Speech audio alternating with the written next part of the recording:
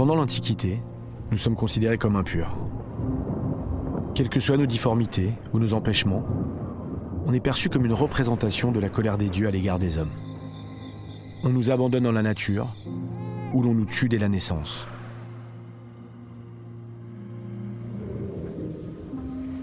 Au Moyen-Âge, notre condition s'améliore. On nous crée des hospices, qu'on appelle les hôtels-dieux, dans lesquels on nous regroupe avec les pauvres et les miséreux.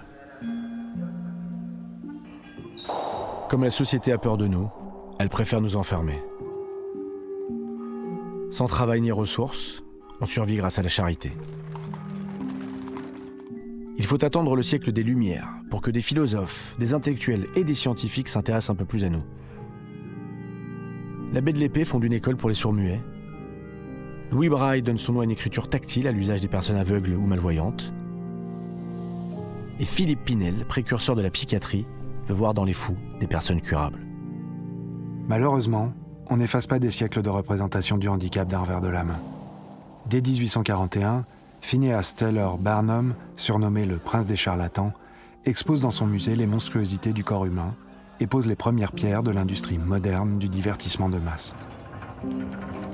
La fin du 19e siècle consacre une nouvelle étape, avec l'avènement de la société industrielle. Et qui dit industrialisation, dit accident du travail. S'ajoute quelques années plus tard la Première Guerre mondiale et son lot d'estropiés, de gueules cassées, d'amputés, de traumatisés. Désormais, les États ne peuvent plus ignorer le malheur de ceux qui contribuent à la richesse nationale et à la défense de nos territoires.